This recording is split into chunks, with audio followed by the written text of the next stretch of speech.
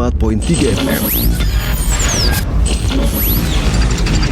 Menebar cahaya sunnah.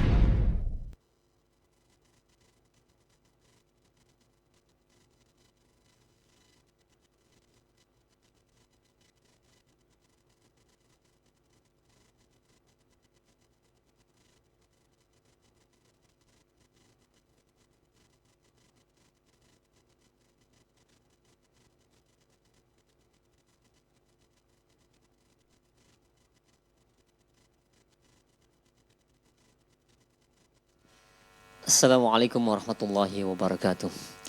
Innal hamdalillah hamdan katsiran thayyiban mubarakan fihi kama yuhibbu rabbuna wa yarda. Asyhadu an la ilaha illallah wahdahu la syarika lah wa asyhadu anna Muhammadan abduhu wa rasuluhu amma ba'du. Ikhwatal Islam, a'azzakumullah, sahabat roja dimanapun Anda berada, semoga Allah Subhanahu wa taala berkahi menjaga dan muliakan kita semua.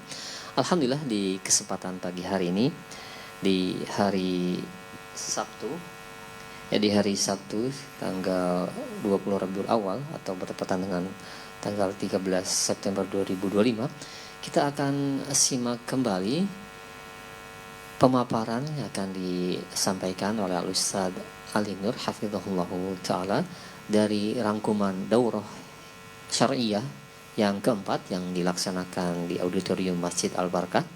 Dan Alhamdulillah pada hari kemarin, di hari Jumat, telah terlaksana satu hari bersama Syekh Abdul Malik Ramadan Al-Jazairi hafizahullah ta'ala. Dan tentunya sahabat roja sekalian, daurah berbahasa Arab tersebut akan kita dapatkan juga faidahnya dengan ringkasan akan disampaikan oleh asatidzah di setiap harinya ini. Dan Alhamdulillah pada kesempatan pagi ini Al-Ustaz Ali Nur berkenan untuk memberikan ringkasan atau faidah yang telah disampaikan di daurah pada hari kemarin, yaitu pada bada asar hingga malam hari. Dan mudah-mudahan apa yang akan kita simak bersama bermanfaat atau menjadi ilmu yang bermanfaat. Langsung saja kita akan simak bersama ringkasan yang akan disampaikan kepada Al-Ustaz. Kami persilakan, falyatafadhal mashkura. Bismillah. Assalamualaikum warahmatullahi wabarakatuh. Innal hamdalillah nahmaduhu wa nasta'inuhu wa nastaghfiruh wa na'udzu billahi min shururi anfusina wa sayyiati a'malina. May yahdihillahu fahuwal muhtadi wa may yudlil falan tajida lahu waliyyan mursyida. Asyhadu an la ilaha illallah wahdahu la syarika lah wa asyhadu anna Muhammadan 'abduhu wa rasuluhu alladzi la nabiyya ba'dahu. Wa qala Allah subhanahu wa ta'ala, ya ayyuhalladzina amanu taqullaha haqqa tuqatih wa la tamutunna illa wa antum muslimun. Wa qala azza man qala, ya ayyuhalladzina amanu taqullaha wa qulu qawlan sadida yuslih lakum a'malakum wa yaghfir lakum dhunubakum wa man yuti'illaha wa rasulahu faqad faza fawzan 'azima. Ya ayyuhan nasu taqu rabbakum alladzi khalaqakum min nafsin wahidah wa khalaqa minha zawjaha wa batha minhuma rijalan katsiran wa nisaa wattaqullaha alladzi tasaaluna bihi wal arham innallaha kana 'alaikum raqiba. Amma ba'du, nastaqil hadithi kitabullah wa khairal hadi hadi Muhammad sallallahu alaihi wasallam wa syarrul umur muhdatsatuha wa kullu muhdatsatin bid'ah wa kullu bid'atin dhalalah wa kullu dhalalatin finnar. Kaum muslimin, kaum muslimat, para pemerhati Roja TV dan pendengar radio Roja dimanapun Anda berada, alhamdulillah pada kesempatan kali ini insyaallah kita akan berikan beberapa rangkuman dari majelis yang telah disampaikan oleh Syekh Abdul Malik Ramadan dalam buku beliau Thariqatus Salaf fi Nushis Salatin wa Dhawi Syaraf, di mana pada jilsah setelah asar Syekh memberikan penjelasannya yang terkait dengan al-hikmatu fi nushil amir sirran. Hikmah mengapa dalam memberikan nasihat kepada para pemimpin atau penguasa haruslah rahasia. tidak boleh terang-terangan, tidak boleh di hadapan masyarakatnya atau rakyatnya. Di sini beliau menyebutkan beberapa hikmah. Dengan hikmah ini tentunya berpengaruh pada stabilitas daerah tersebut, agar tidak terjadi hal-hal yang tidak diinginkan di tengah-tengah masyarakat. Di antara yang beliau sebutkan, yang pertama yaitu al-i'anatu ala dafi asbabil khuruj alaihi wa safkid dima'i fi ra'iyatih. Di antara hikmahnya, tidak memberikan nasihat secara terang-terangan terhadap penguasa atau pemimpin, yaitu untuk sebagai tindakan preventif untuk menghindari faktor-faktor yang menyebabkan terjadinya pemberontakan di tengah masyarakat. Dan tentunya jika terjadi pemberontakan ataupun pembangkangan, penentangan dari masyarakat, maka kemungkinan besar akan terjadi pertumpahan darah. Baik darah yang tertumpah itu dari sisi masyarakat maupun dari pemimpin itu sendiri. Masyaallah muslimin ra'idullah wa iyyakum. Kemudian yang kedua yaitu di antara hikmah dilarangnya menasihati terang-terang terhadap pemimpin, yaitu karena menasihati pemimpin dengan terang-terangan itu sama saja artinya seorang sedang mencela sang pemimpin. Kita ketahui bahwasanya mencela itu merupakan dosa. As-sabbu dzambun. Celaan itu merupakan sebuah dosa. Secara umum Rasulullah sallallahu alaihi wasallam mengatakan qatlul mu'min kufur wa sibabul fusuq. Sibabul mu'min fusuq wa qitalul kufur. Mencela seorang mukmin itu merupakan kefasikan, dan membunuh mereka dan memerangi mereka adalah kekafiran. Ikhwah, siapapun tidak ingin dicela.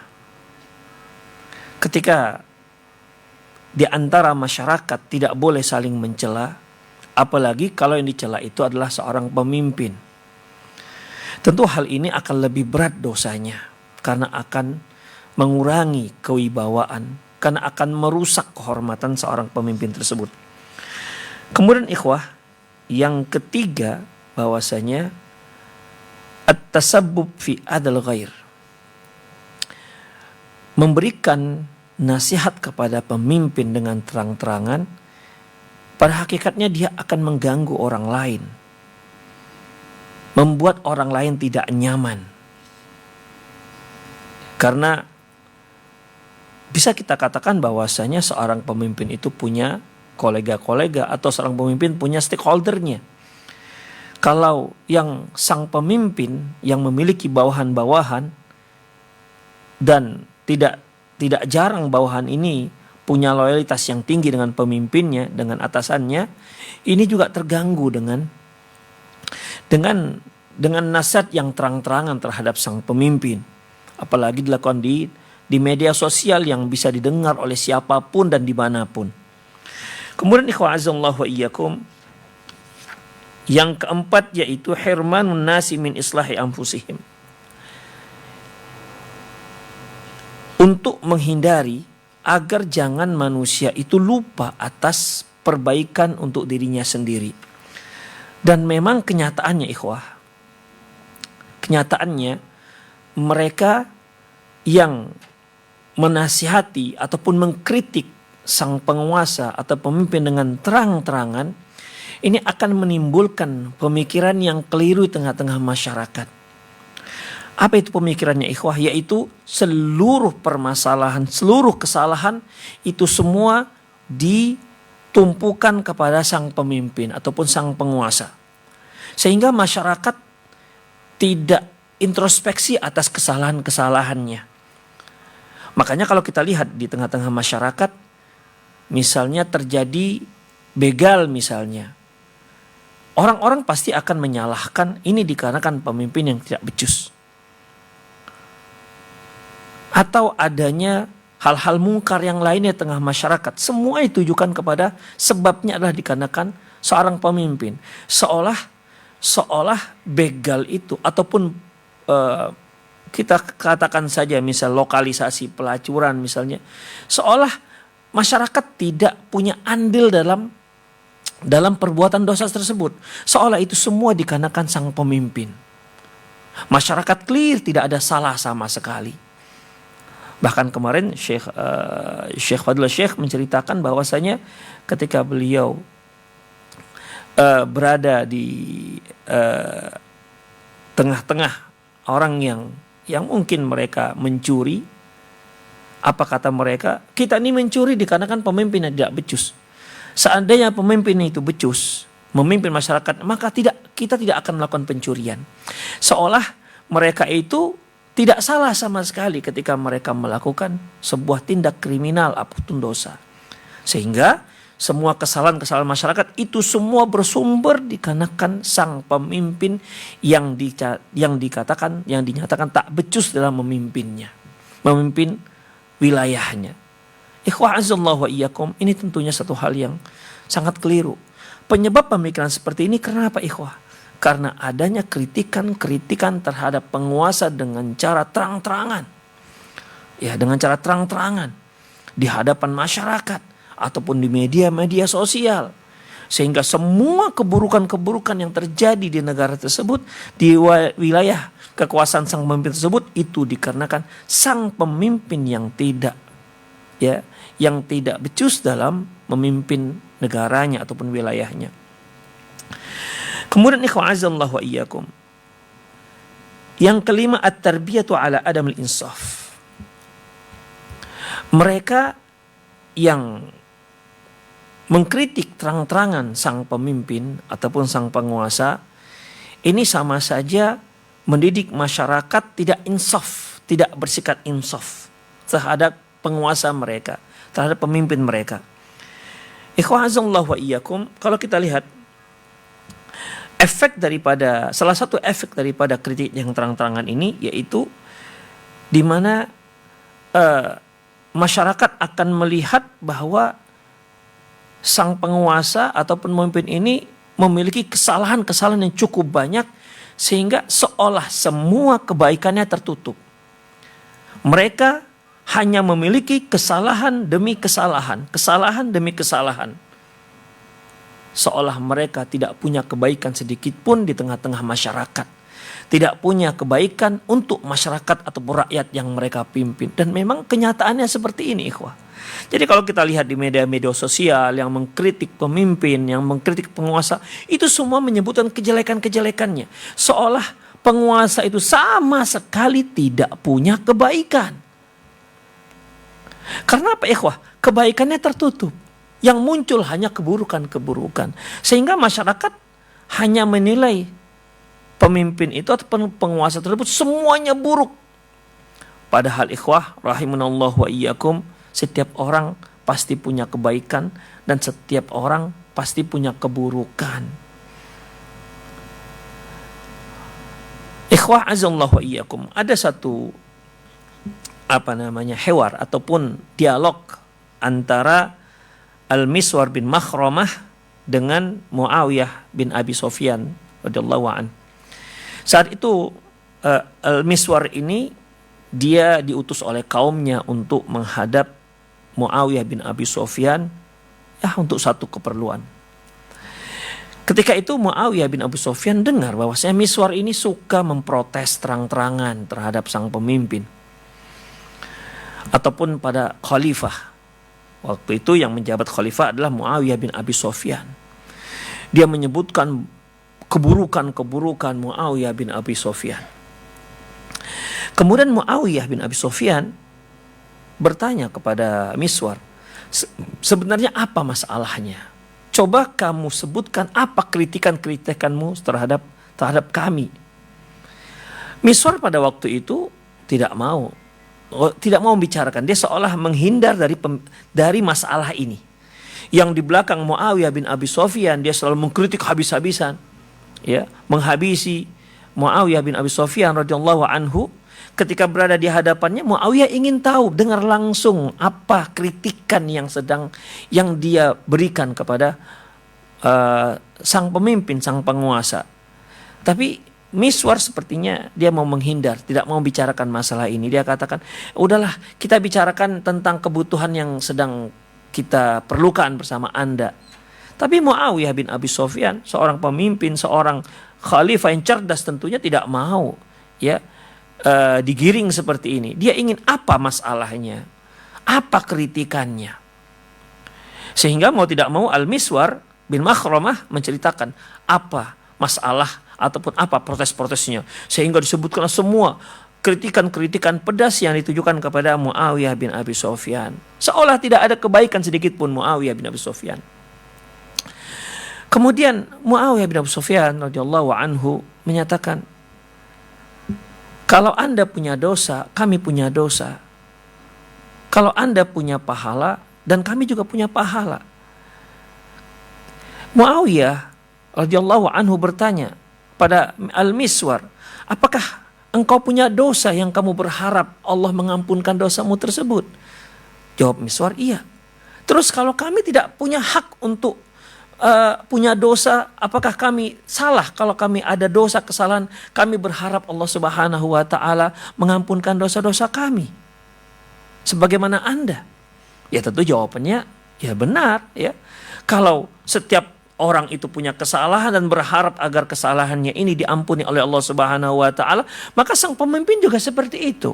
Sang penguasa juga seperti itu. Ketika mereka bersalah, mereka juga berharap agar Allah Subhanahu wa taala mengampuni dosa-dosa mereka, karena mereka bukan malaikat yang tidak berdosa. Demikian ikhwah. Kemudian ikhwah, Muawiyah bin Abi Sufyan menyatakan bahwasanya agama kita itu adalah agama yang dimana kebaikan akan dihitung dengan berlipat ganda balasannya, sementara keburukan juga akan diberi ganjaran jika tidak diampuni oleh Allah Subhanahu wa taala.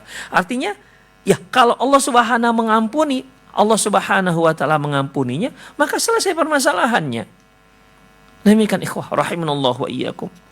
Kemudian Muawiyah bin Abi Sufyan menyebutkan tentang bagaimana maslahat ataupun kebaikan-kebaikan yang telah mereka berikan kepada maslahat-maslahat untuk rakyat. Banyak yang mereka telah lakukan ya, yang tentunya ini merupakan amalan kebaikan. Dan tentunya apabila seorang pemimpin melakukan kebaikan dan itu maslahat untuk masyarakat, tentu pahalanya jauh lebih besar ketimbang seorang masyarakat, salah satu unsur masyarakat yang berbuat kebaikan, yang kebaikan itu hanya berada di tempat yang terbatas. Beda halnya kalau seorang pemimpin yang melakukan kebaikan, di mana kebaikan ini bisa merata, kebaikan ini bisa lebih luas dirasakan oleh masyarakatnya ketimbang salah satu unsur masyarakat. Dengan artian, apabila satu kebaikan itu dirasakan oleh banyak masyarakat atau semakin luas faedahnya dirasakan oleh umat manusia, berarti pahalanya juga semakin besar. Jadi di sini Muawiyah bin Abi Sufyan ingin memberikan pengarahan kepada Miswar bin Makhramah yang mengkritik habis-habisan sang pemimpin, sang penguasa ya di depan khalayak ramai, terang-terangan, bahwasanya jangan sampai dengan cara seperti ini memberikan pendidikan, edukasi kepada masyarakat dengan edukasi yang salah, seolah pemimpin itu sama sekali tidak ada keburukannya, tidak ada kebaikan sama sekali, semuanya buruk dan ini kenyataannya seperti itu ikhwah. Yang kalau kita lihat di lapangannya seperti itu, ketika pemimpin banyak dikritik oleh masyarakatnya, hilanglah semua kebaikan-kebaikan, tak terlihat sedikit pun. Inilah sifat yang tentunya tidak insaf terhadap sang penguasa. Ikhwah rahimanallahu wa iyyakum. Kemudian yang keenam, yaitu tashhiru bin nasihati yahulu duna qabuliha. Menasihati, mengkritik dengan cara terang-terangan, ini kemungkinan besar tidak diterima. Ya, kemungkinan besar tidak diterima oleh yang dikritik. Jangankan penguasa ikhwah, kita saja apabila kita dikritik depan masyarakat ramai, seorang ustadz dikritik terang-terangan di hadapan murid-muridnya, dinasihati terang-terangan di hadapan murid-muridnya. Ini akan ada yang membuat satu yang mengganjal di hati seorang ustadz. Itu ustadz loh ikhwah. Ya, seorang ustadz. Kita lihat ikhwah. Seorang yang sedang menasihati seseorang, ya. Si A menasihati si B. Tentu dia punya tujuan. Di antara tujuannya ikhwah dalam menasihati, satu, ayu jar indallah. Harapan dia yaitu semoga Allah Subhanahu wa taala memberi pahala atas usahanya. Karena ini merupakan salah satu kewajiban seorang muslim. Dan untuk menghindari dosa dari Allah Subhanahu wa taala jika dia diam dalam sebuah kemungkaran, dan untuk menghindari kerugian ketika dia semasa dia hidup di dunia, yaitu innal insana lafi khusr, sungguhnya manusia itu berada di atas kerugian, illal ladzina amanu wa amilus shalihat wa tawassaw bil haq wa tawassaw bis sabr. Manusia itu berada di atas kerugian, dalam kerugian, kecuali orang yang beriman, beramal soleh, dan mereka wa tawassaw bil haq wa tawassaw bis sabr. Saling menasihati dalam kebenaran dan saling menasihati dalam kesabaran. Dalam masa ini ikhwah azallahu wa iyyakum, Rasulullah juga mengatakan ad-dinu an-nasihah, agama itu nasihat. Demikian ikhwah. Tapi kalau nasihat ini dilakukan dengan terang-terangan, maka ada kemungkinan atau kemungkinan besar itu tidak diterima. Makanya ikhwah, ad-dinun nasihah, agama itu nasihat. Nasihat yang dilakukan juga harus ikhlas karena Allah Subhanahu wa taala, karena berharap pahala dari Allah Subhanahu wa taala. Yang kedua tentunya berharap agar orang yang dinasihati bisa kembali ke jalan yang benar. Ketika dilihat dia sudah mulai melenceng dari jalan yang benar, ya, dari kebenaran, ditarik dia kembali sehingga dia kembali berada di atas jalan yang lurus. Harapannya seperti itu. Yang ketiga tentunya kalau nasihat ini bisa menjauhkan masyarakat ataupun membersihkan masyarakat dari keburukan-keburukan yang mungkin disebarkan oleh si pelaku kejahatan tersebut, sehingga masyarakat bisa menghindar dari keburukan-keburukan tersebut. Kemudian ikhwah rahimanallah wa iyyakum, atas dasar inilah maka menasihati secara terang-terangan ini akan menggugurkan semua. Ikhwah, adinun nasihah, agama itu nasihat. Nasihat ini ikhwah, ya. Nasihat ini itu sebaiknya dilakukan kalau ditujukan kepada personal seseorang, seharusnya dilakukan dengan cara jangan sirron, dengan cara yang rahasia. Karena kita berharap dia bisa kembali. Dan kita berharap pahala dari Allah Subhanahu wa taala. Sebagaimana ibadah itu sebaiknya kita lakukan dengan cara rahasia, sembunyi-sembunyi. Jika memang ibadah itu bisa dilakukan dengan cara sembunyi-sembunyi, mengapa tidak? Karena hati kita itu lemah, mudah masuk riya, mudah hati kita itu bercampur dengan sum'ah dan riya. Demikian juga dengan nasihat, apalagi yang dinasihati pemimpin. Demikian, ya. Benar, apakah Anda ketika menasihati pemimpin Anda, penguasa Anda di media sosial, betul Anda ingin benar-benar ikhlas karena Allah, atau Anda ingin juga menjadi seorang yang dikenal tengah masyarakat sebagai seorang pengkritik yang pedas terhadap pemimpin atau penguasa? Ataukah ada sesuatu yang dibalik perbuatan Anda? Demikian ikhwah. Jadi dalam masalah ini sangat cenderung pada ingin diketahui orang, agar dia diketahui orang-orang yang syuja, seorang yang pemberani karena mengkritik terang-terangan. La haula wala quwata illa billah. Padahal nasihat itu harus ikhlas karena Allah Subhanahu wa taala. Kemudian ikhwah, yang kedua tadi tujuannya yang kedua yaitu agar yang dinasihati itu kembali ke jalan yang benar. Seperti yang kita katakan tadi, sulit untuk kembali ke jalan yang benar dengan cara seperti ini. Memang yang namanya tujuannya benar, yaitu menasihati. Tapi ikhwah, al-ghayatu la tubarrul wasilah. Tujuan itu tidak bisa menghalalkan segala cara. Tujuannya halal, caranya juga halal. Tujuannya baik, caranya juga harus baik. Kalau tujuannya baik, caranya tak baik, maka dia menjadi tidak baik. Demikian juga ketika menasihati sang pemimpin. Ikhwah azallahu wa iyyakum. Ada beberapa kisah di sini disebutkan oleh Syekh Abdul Malik Ramadan. Di antaranya beliau menyebutkan tentang kisah dari hadis yang dimulai dari hadis dari Abi Ayyub Al-Ansari, tentang isinya yaitu tentang hadis Rasulullah Shallallahu Alaihi Wasallam melarang kaum wanita untuk masuk ke pemandian umum. Ada salah seorang masyarakat, orang ulama, memberikan masukan hadis ini kepada sang pemimpin. Dia adalah Umar bin Abdul Aziz, tapi dia surati dan dia lakukan dengan cara rahasia.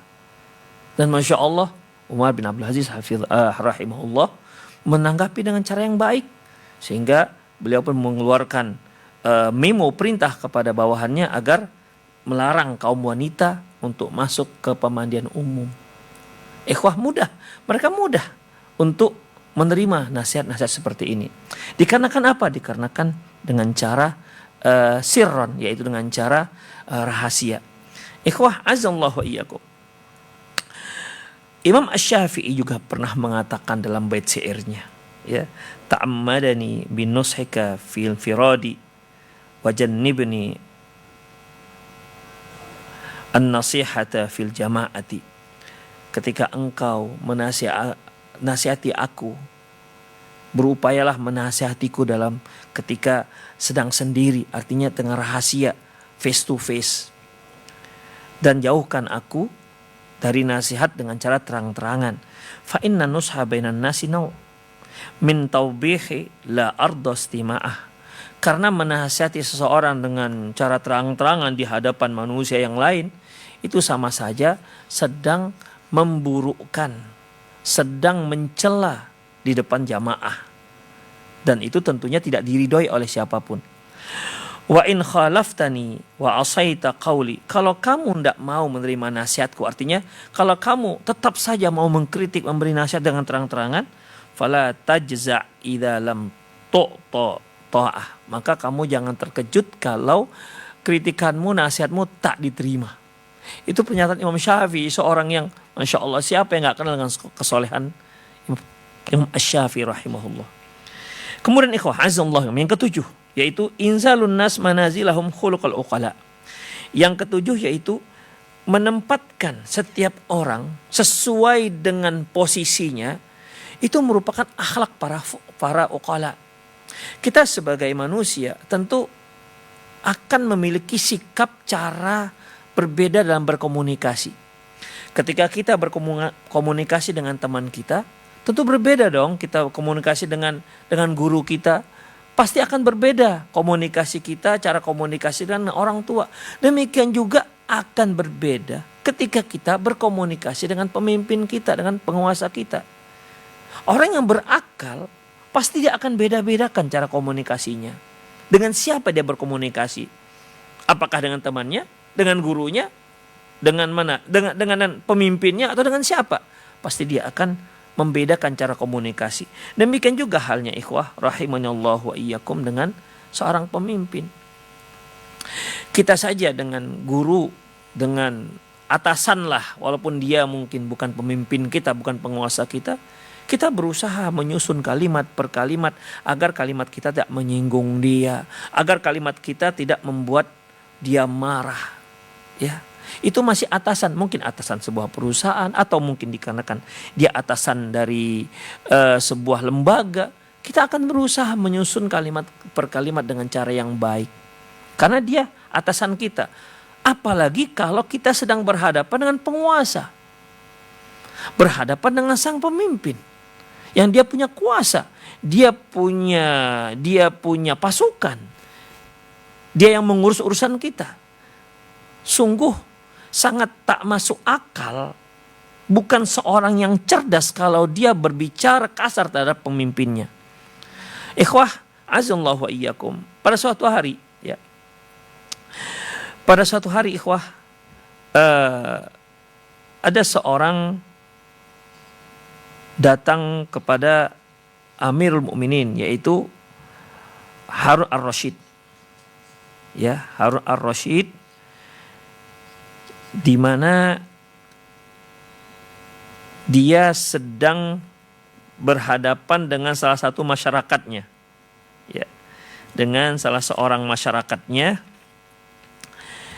dan laki-laki ini mengatakan, wahai Amirul Mukminin, tolong dengar saya, kritikan saya. Dan ini posisinya ketika beliau sedang tawaf.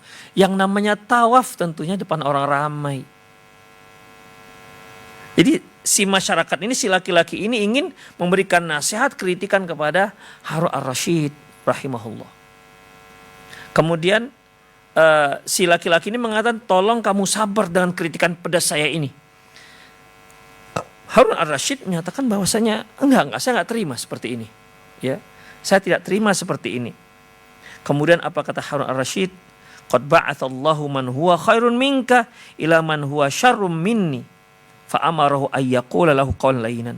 Sungguh Allah Subhanahu wa taala telah mengutus seseorang yang jauh lebih baik daripada kamu kepada orang yang jauh lebih buruk dibandingkan aku. Namun begitu pun Allah memerintahkan agar dia berbicara dengan cara lembut. Begitupun Allah memerintahkan dia agar bicara lembut. Siapa dia? Dia adalah Nabi Musa alaihissalam. Nabi Musa alaihissalam utusan Allah Subhanahu wa taala, dan dia tentu jauh lebih afdol, lebih baik ketimbang laki-laki yang dia menyatakan dirinya akan mengkritik tajam Harun ar-Rasyid di hadapan orang ramai. Kemudian ikhwah rahimanallahu wa iyyakum, sementara orang yang dinasihati, yang akan dinasihati laki-laki itu adalah Harun ar-Rasyid. Dia jauh lebih buruk dibandingkan yang akan dinasihati oleh Nabi Musa. Dia adalah Fir'aun. Fir'aun yang telah lancang mengatakan, wa ana rabbukumul a'la, aku adalah Tuhan kalian yang maha tinggi. Sombongnya luar biasa, zalimnya sangat luar biasa. Sungguh Allah telah mengutus seorang yang jauh lebih baik daripadamu dan kepada orang yang jauh lebih buruk dibandingkan aku, kata Harun ar-Rasyid. Tapi ternyata Allah tetap menyuruh orang tersebut, utusannya tersebut itu Nabi Musa alaihissalam, dengan mengatakan agar dengan ucapan faqulahu qawlan layyinan. Demikian ikhwah, agar mereka itu berbicara dengan yang lembut kepada Fir'aun. Perintah kepada Nabi Musa, walaupun bagaimana buruknya Fir'aun, tapi ucapkanlah dengan ucapan yang lembut.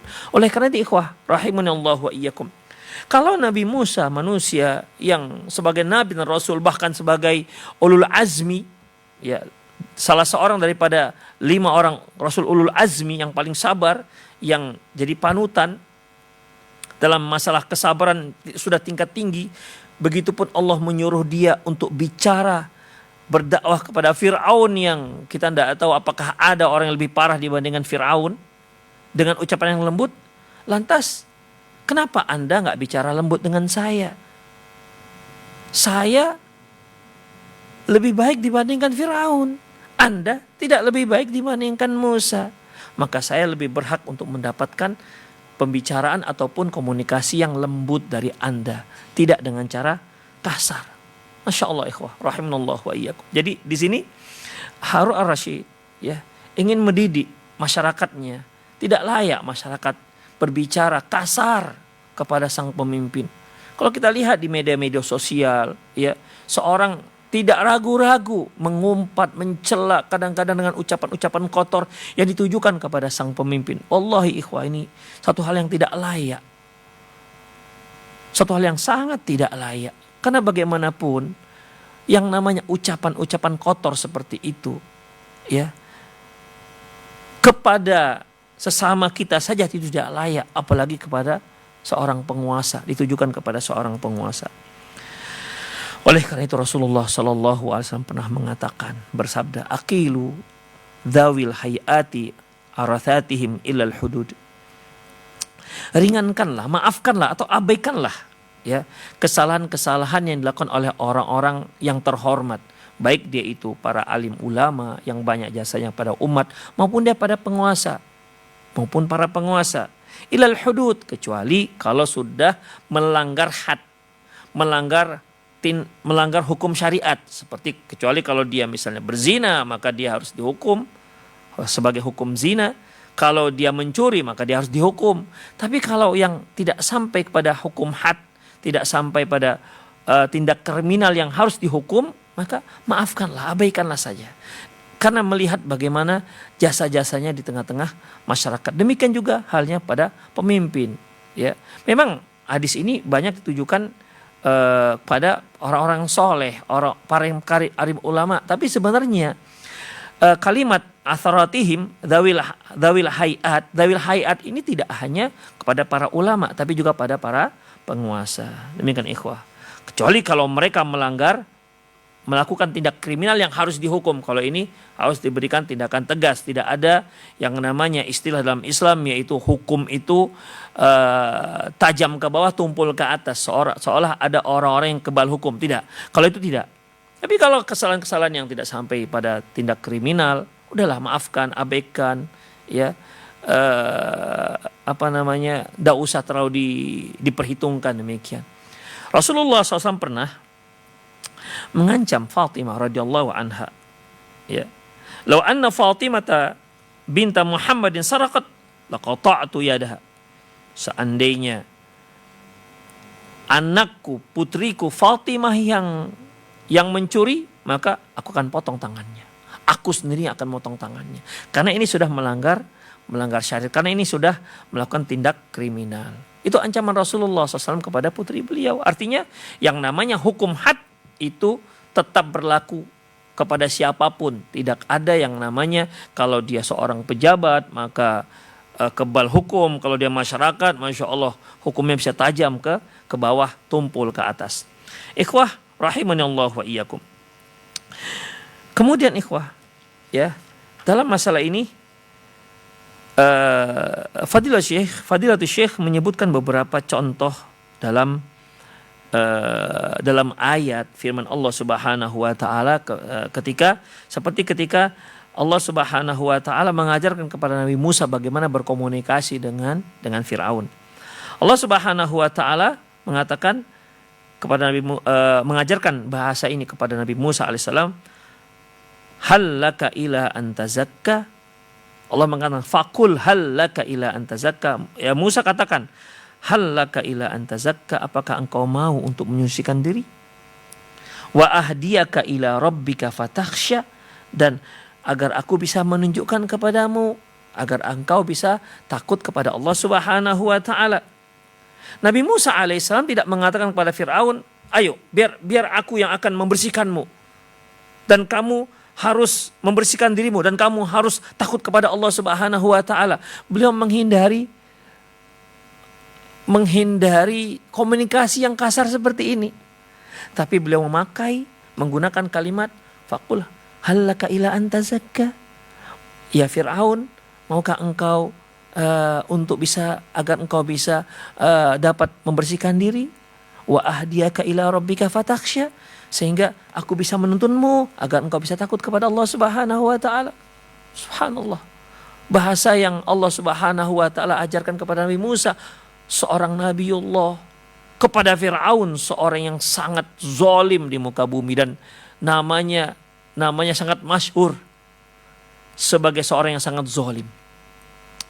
Kemudian kita lihat lagi di sini Syekh juga memberikan contoh seperti bagaimana bahasa yang digunakan Nabi Ibrahim kepada ayahandanya, di mana beliau menyebutkan, ya abati lima ta'budu ma la yasma'u wa la yubsiru wa la yughni anka syai'a. Di sini Nabi Ibrahim alaihissalam pertama memanggil dengan ucapan lembut, ya abati. Kalimat ya abati, ikhwah, kalimat ya abati ini panggilan yang dalam bahasa Arab, panggilan yang paling lembut dari seorang anak kepada ayahnya. Dia nggak katakan ya abi, wahai ayahku, enggak, tapi ya abati. Panggilannya saja sudah lembut, ikhwah. Panggilannya saja sudah lembut. Di sini menunjukkan ya abati itu artinya dia sangat mencintai ayahnya. Yang kedua, sangat menghormati ayahnya. Jadi bukan berarti mentang-mentang dia seorang nabi dia bertindak semena-mena memanggil dengan kalimat yang kasar kepada ayahandanya, tidak. Allah mengajarkan para nabi dengan ucapan-ucapan yang sangat lembut. Ya abati, panggilannya saja sudah lembut. Kemudian Apa isinya? Lima ta'budu ma la yasma'u wa la yubsiru wa la yughni anka syai'a. Kenapa engkau itu menyembah yang tidak bisa mendengar, yang tidak bisa melihat, wa la yughni anka syai'a, dan tidak bisa memberi manfaat sedikit pun. Jadi di sini kalimatnya kalimat pertanyaan. Ya. Kalimat pertanyaan. Tidak memvonis. Nabi Ibrahim enggak katakan kepada ayahnya, "Hei, Bapak, kamu telah menyembah yang tak bisa mendengar, yang tidak bisa melihat, tidak bisa memberi manfaat sedikit pun." Enggak pernyataan, tapi dengan pertanyaan. Lima ta'budu ma la yasma'u wa la yubsiru wa la yughni anka syai'a. Kemudian Nabi Ibrahim alaihissalam juga mengatakan, "Ya abati, inni qad ja'ani minal ilm ma lam ya'tik. Fattabi'ni ahdika siratan sawiyya." Beliau mengatakan, "Wahai ayahanda, sungguhnya telah datang kepadaku suatu ilmu yang tidak ada padamu, yang tidak ada datang kepadamu. Aku mendapatkan ilmu yang tidak engkau miliki." Ya. Dan dia enggak katakan, "Ayah, kamu itu jahil, kamu itu bodoh, enggak ngerti masalah ini. Aku yang ngerti." Tidak begitu bahasanya, ikhwah. Kalau kita lihat bahasa-bahasa yang terkadang digunakan, frase yang digunakan untuk mengkritik para pemimpin, para penguasa, itulah ilaha illallah haula wala quwata illa billah. Terkadang kita mendengarnya saja tak bisa merinding kita mendengar, melihat penggunaan bahasa yang sangat kasar, yang tidak layak. Ya, yang tidak layak ditujukan kepada seorang penguasa. Lihat bagaimana Nabi Ibrahim alaihissalam ya berkata sangat lembut. Ayahnya seorang yang cukup terhormat, ikhwan, Nabi Ibrahim. Nah, ayahnya yang disebut dalam Al-Quran namanya Azar, itu pematung yang hasil patungnya itu layak untuk disembah. Jadi bukan sembarangan pematung, ya. Jadi banyak orang yang buat patung, tapi patung buatannya ayahnya Nabi Ibrahim itu patung yang layak untuk disembah. Demikian ikhwah. Jadi bukan hanya sekedar ayah, tapi dia seorang terhormat. Sampai ayahnya bisa diyakini hasil pemahatannya itu terhormat, bisa disembah, boleh disembah oleh masyarakat. Sampai seperti itu. Nabi Ibrahim alaihissalam menyatakan, ya, enggak menyatakan, "Ayah, kamu itu jahil." Enggak seperti itu, ikhwah. Ya, Nabi Ibrahim mengatakan, "Saya punya ilmu wahai ayahanda yang kamu enggak punya. Ayo ikutlah aku. Fattabi'ni, ikutilah aku. Ahdika siratan sawiyya, agar aku bisa tunjukkan kamu jalan yang lurus." Masya Allah, bahasa yang luar biasa yang Allah Subhanahu wa ta'ala ajarkan kepada Nabi Ibrahim ketika dia berkomunikasi dengan ayahnya. Kemudian apalagi kata Nabi Ibrahim, "Ya abati, inni akhafu ayyamassaka adzab minar rahman." Wahai ayahanda, aku takut kamu nanti terkena azab dari Ar-Rahman. Nabi Ibrahim menggunakan kalimat Ar-Rahman. Wahai ayahanda, aku takut. Jadi penisbatan takut itu beliau nisbatan kepada diri beliau sendiri, pada Nabi Ibrahim. "Ya ayahanda, saya khawatir kamu nanti akan diazab oleh Ar-Rahman yang Maha Pengasih." Nabi Ibrahim enggak menyebutkan kan yang Maha Berkuasa, yang Maha Qahar, enggak begitu. Disebutkan nama Allah yang Pengasih. "Ya abati, inni akhafu ayyamassaka adzabu minar rahman." Kalimat yang luar biasa. Lin. Di situ ada kelembutan. Suatu hal yang bisa menyentuh hati, ikhwah. Kemudian ikhwah rahimanallahu wa iyyakum. Kita masuk langsung ke 8. Yaitu tajannubu isqati hibati sultan. Apabila kritik dilakukan dengan terang-terangan, itu sama saja kita sedang merusak kehormatan sang penguasa. Merusak kehormatan, menghilangkan kewibawaan, memupuskan kewibawaan sang penguasa, sang pemimpin di hadapan masyarakatnya. Ya, di hadapan masyarakatnya. Ikhwah rahimanallah wa iyyakum.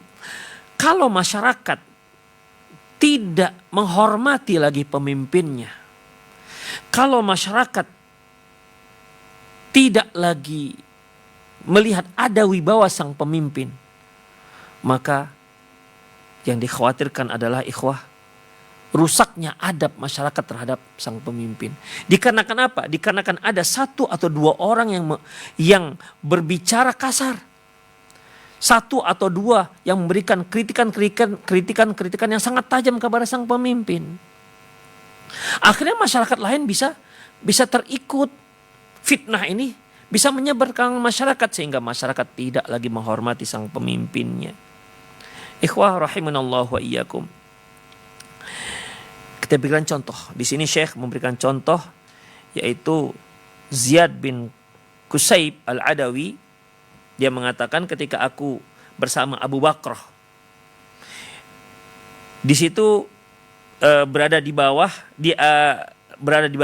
artinya duduk di bawah, sementara di mimbar itu ada Abdullah bin Amir as-Sahabi. Abdullah bin Amir seorang sahabat dan pemimpin pada waktu itu. Kemudian ketika itu dia memakai pakaian yang cukup transparan. Abdullah bin Amir radhiyallahu anhu memakai pakaian cukup transparan. Tapi waktu itu dia sebagai pemimpin, gubernur ya di daerah mana begitu. Faqala Abu Bakar, faqala Abu Bilal, berkata Abu Bilal. Abu Bilal ini Mirdas bin Adawi bin Udayyati min al-Khawarij. Dia adalah seorang Khawarij. Ya, Abu Bilal namanya Mirdas bin Udayyah. Apa kata Abu Bilal? Undur ila amirina yalbisu thiyabal fusaq. Coba lihat tuh pemimpin kita memakai pakaian orang fasik. Memakai pakaian orang fasik. Ikhwah azallahu wa iyyakum, apa kata Abu Bakar? Apa kata Abu Bakar? Uskut, diam.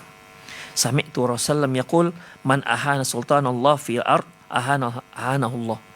Barang siapa yang merusak nama baik, barang siapa yang menghina pemimpin, maka Allah akan maka sama artinya dia telah menghinakan Allah Subhanahu wa taala. Barang siapa yang menghinakan pemimpin Allah, penguasa yang Allah berikan, seorang yang Allah berikan kekuasaan di muka bumi, maka berarti dia telah menghinakan Allah Subhanahu wa taala. Ikhwah rahimanallahu wa iyyakum. Itulah 8 hal yang merupakan hikmah mengapa kita diperintahkan dalam mengkritik seseorang, apalagi pemimpin, penguasa, agar tidak terang-terangan, tapi dengan cara rahasia. Kemudian di sini Syekh beliau menyebutkan beberapa contoh dalam beberapa riwayat tentang bagaimana para salafus soleh kita mengkritik pemimpinnya dengan cara yang lembut, dengan bahasa yang lembut, dengan cara rahasia, seperti ketika Ammar bin Yasir, ya, ketika Abdurrahman, ketika waktu itu ikhwah azallahu wa iyyakum, Umar bin Khattab, ada seorang datang kepada Umar bin Khattab dan bertanya tentang bagaimana kalau saya junub sementara nggak ada air. Kata Umar bin Khattab, ya kamu nggak usah sholat. Kemudian ikhwah, Ammar bin Yasir mengatakan, wahai Amirul Mukminin, kamu ingat dahulu ketika kejadian ini sama pada kita, sedang junub sementara kita nggak punya air, sementara Anda nggak sholat. Kalau saya berkubang dengan tanah, hingga akhirnya kita tanyakan kepada Rasulullah mengajarkan kita tayamum. Namun begitu pun wahai Amirul Mukminin, Umar waktu itu sebagai khalifah, kalau Anda mau, saya nggak akan berfatwa seperti ini. Saya nggak akan menyebarkan fatwa ini karena berbeda dengan sang pemimpin. Ya, kata Umar bin Khattab, udah tidak apa-apa, karena memang itu merupakan ilmu yang Allah Subhanahu wa taala berikan. Kemudian ikhwah, demikian juga beliau menyebutkan sebuah kisah terkait dengan bagaimana para salafus saleh kita itu kalau bicara pun terkadang mereka minta izin. Ya, Abu Shuraih al-Adawi annahu qala Amr bin Sa'id. Jadi dia ketika mau bicara dia minta izin, boleh saya bicara, izin bicara. Sampai seperti itu ikhwah. Ya. Dan di sini beliau menyebutkan banyak kisah-kisah tentang bagaimana para salafus soleh berbahasa sopan terhadap pemimpin mereka. Walaupun mereka tahu mereka banyak kesalahan, pemimpinnya banyak kesalahan, ya.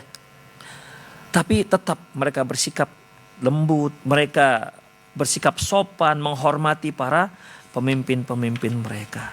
Ikhwah rahimanallahu wa ikum, di sini beliau Syekh Abdul Malik Ramadan menyebutkan ada sekitar 16 riwayat terkait dengan bagaimana para salafus soleh berkomunikasi dengan pemimpin-pemimpin mereka. Terakhir pada pertemuan Ba'da Asar kemarin, ya, kita masuk pada satu syubhat yang sudah dibahas terkait dengan bukankah Allah Subhanahu wa taala pernah menyebutkan tentang bagaimana ucapan Nabi Musa terhadap Firaun, yaitu Al-Isra ayat 102. Di mana Nabi Musa alaihissalam berbicara di hadapan Firaun, qala qad alimta ma anzala haulai illa rabbus samawati wal ard basairah. Ya Firaun, sungguhnya kamu telah tahu bahwasanya ma anzala haula, tidaklah diturunkan mereka itu kecuali dari rabbus samawati wal ard, yaitu dari penguasa langit dan bumi, basair. Ya, basair, dan itu merupakan bukti nyata. Wah ini yang diambil oleh sebagian orang bahwasanya boleh memberikan bahasa-bahasa yang tajam dan keras dan kasar kepada sang pemimpin dalam berkomunikasi. Wa inni la adzunnuka ya Fir'aunu mathbura. Dan sesungguhnya menurutku wahai Fir'aun, kamu akan binasa. Ini kan bahasa tajam ini. Ya, kamu akan binasa. Ini yang dijadikan sebagai dalil bolehnya menyatakan bolehnya berbicara kasar, berbicara tajam kepada sang pemimpin. Ikhwah azallahu alaikum, dijawab oleh Syekh dalam kitab ini. Pertama, ayat tersebut Nabi Musa kepada Fir'aun. Fir'aun bukanlah seorang muslim. Sementara penguasa-penguasa kita ini muslim. Apakah kita mau menyamakan antara komunikasi kita terhadap pemimpin yang kafir dengan pemimpin yang muslim? Berarti tidak bisa. Bahasa orang sekarang tidak apple to apple. Ya, tidak apple to apple. Beda dong. Yang ini bicara dengan Fir'aun. Yang ini bicara pada pemimpin mereka yang mereka juga seorang muslim. Yang kedua, bahwasanya apakah kalau kamu katakan bahwasanya di situ maknanya adalah kasar, berarti Nabi Musa tidak melaksanakan perintah Allah dong. Sebagaimana yang Allah Subhanahu wa taala sebutkan dalam surat Thaha ayat 44, faqula lahu qawlan lainan. Allah menyuruh Nabi Musa dan Harun, ucapkanlah dengan ucapan yang baik, dengan ucapan yang lembut. Berarti Nabi Musa alaihissalam telah melanggar perintah Allah ini. Kalau itu disimpulkan sebagai ucapan yang kasar dan keras. Yang ketiga, sebagai bantahan syubhat bahwasanya berarti Nabi Musa alaihissalam telah menyelisihi perintah Allah Subhanahu wa taala. Padahal Allah mengajarkan kepada Nabi Musa dengan kalimat yang sudah kita bacakan tadi dalam surah An-Nazi'at 18-19, halaka ila anta zakka. Ini kan bahasa Nabi Musa. Firaun, apakah engkau mau membersihkan diri? Wa ahdiyaka ila rabbika fatakhsha, dan agar aku bisa menuntunmu kepada Tuhanmu agar kamu bisa takut kepada Allah. Ini bahasanya ikhwah. Jadi tidak bisa diartikan kalau wa inni la adzunuka ya Fir'aunu mathbura, ini ucapan yang kasar. Kemudian ikhwah azallahu wa iyyakum, sebagaimana yang seorang dai itu kan dalam dakwahnya ada targhib wa tarhib. Ada targhib, mengajak, memberikan semangat, ya, memberikan berita-berita yang melegakan seperti pahala surga. Juga tarhib adanya ancaman-ancaman agar orang yang diingatkan itu takut. Dan ini salah satu ancaman dari Allah Subhanahu wa taala untuk Firaun. Kemudian yang kelima, bahwasanya mempertahankan, menegakkan kebenaran tidak harus kasar. Demikian ikhwah, menegakkan kebenaran tidak harus kasar. Berapa banyak orang-orang yang mengira bahwasanya antara kasar dengan menegakkan kebenaran itu satu hal yang memang mustalzim, artinya memang keharusan. Ini tentu salah ikhwah. Azinallahu wa iyyakum. Ya, kemudian yang terakhir, yang keenam, bahwasanya tentunya di kulli maqam maqal. Di suatu pembicaraan itu disesuaikan dengan tempatnya. Ya, disesuaikan dengan tempatnya. Di saat seorang dai melihat perlu targhib, memberi semangat, maka diberikan semangat.